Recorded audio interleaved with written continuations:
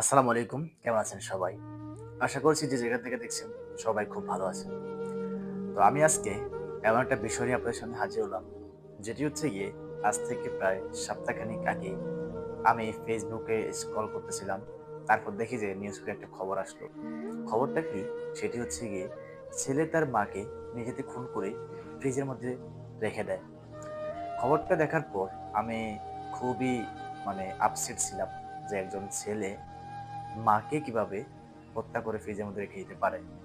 যে মা তাকে ১০ মাস ১০ দিন পেটে গর্ভধারণ করে রেখেছিল, তাকে কিভাবে এই ছেলেটা মেরে ফেলতে পারে? তখন আমাকে এই জিনিসটা খুব বেশি ভাবায়। আমি খুব বেশি চিন্তা করি যে পৃথিবীতে এটা কি চলে আসলো? ছেলে মাকে খুন করে মাত্র কয়েক টাকার জন্য।